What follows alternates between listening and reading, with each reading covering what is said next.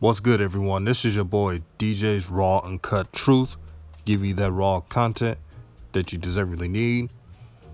And tonight I'm going to talk about the final scrimmage between the New Orleans Pelicans versus the Milwaukee Bucks.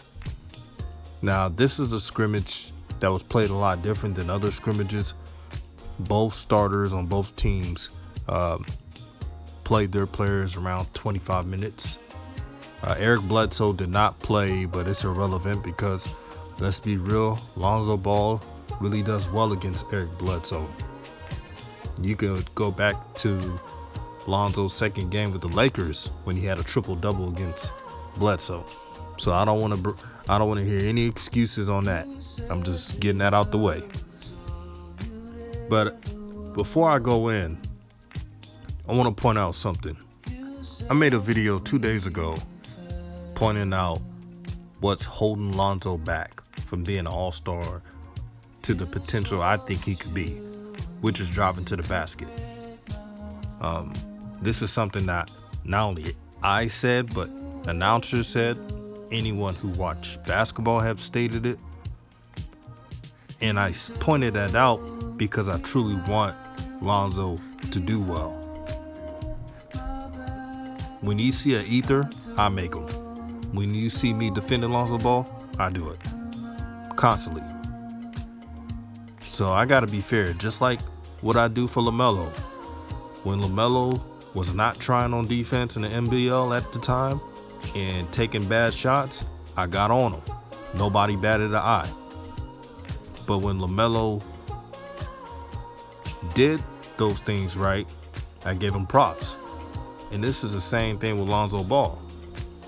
So the game, final score, Pelicans 124, Bucks 103. But let me talk about earlier in the game.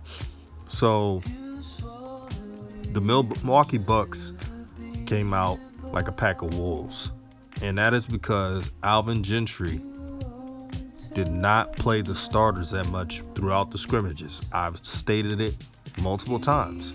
I said that the starters had to play longer than just 12 minutes a game. More than that. You can't expect to have a final scrimmage with a great team like the Bucks and expect to come out blazing. That doesn't work like that. So they had a run. Giannis, he did his thing. He's unstoppable. Some say he's the best player in the NBA. I can't fight against that. There's no answer for Giannis. Giannis is just a man amongst boys. The Pelicans had good looks from three. They were just missing. And I was so glad that Drew Holiday started to drive to the basket. It really opened the offense up, and then they were chipping in the lead. B.I. He was gassed a little bit, but he just came back. He missed the scrimmage. Glad that he uses mid-range game to keep the Bucks honest. And then in that second quarter, Lonzo was assertive Lonzo. And he was doing floaters and being aggressive to the basket.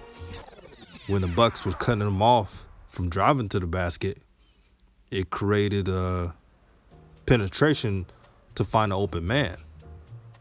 See, that's what happens when you drive to the basket. And then he started to make more threes. And for a period of time, Lonzo had the highest plus minus out of the starters. Now, the whole plus minus for the starters dipped because of when you play with different lineups, it's going to dip. The Bucks get on a run. Giannis doing this thing. So that's what happened. And I was impressed. The second quarter, the end of the second quarter, if the Pelicans could find that groove like that, where they're passing the ball, sharing, not doing all that ISO ball, they could beat a lot of people. They literally can. One thing I was glad that the announcers pointed out, because I know a lot of people say this team without Zion, what they gonna do with Zion? But the Pelicans are number 26 on defense when Zion's on the floor, number 8 when he's not on the floor. Now, my boy Otto pointed that out months ago, and people just like ignored it. I didn't, because I know Otto watches those things, and that's something Zion has to work on when he gets back. First, he got to get in shape. Then he has to buy in on defense. He has to learn how to switch on defense effectively.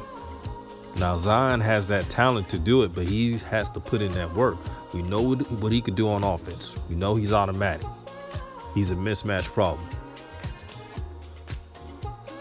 But he has to buy in on team defense.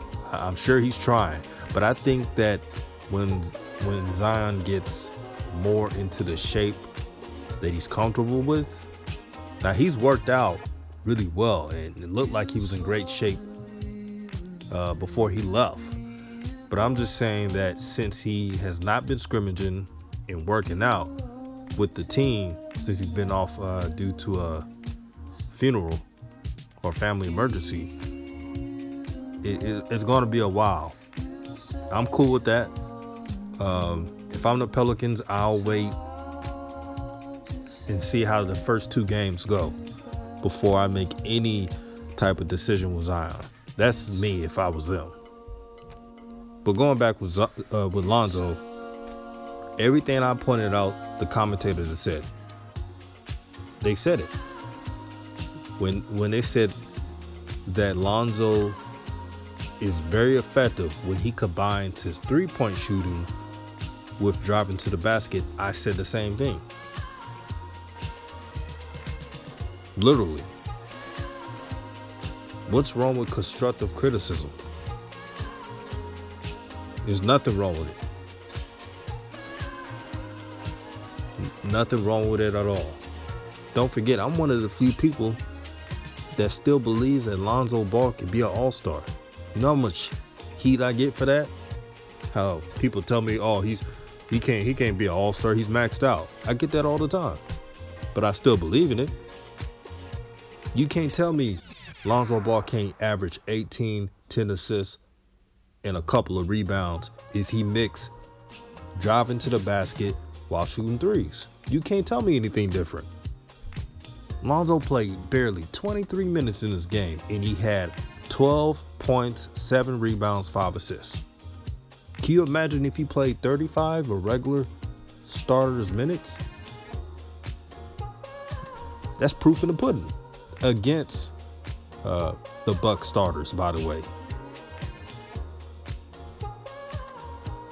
That's all I'm saying, man. The proof is in the pudding. But yeah, I'm happy for Zoe. I hope he keeps this up. At the end of the day, we all want him to do well. And that's definitely some film that him and Gentry got to look at.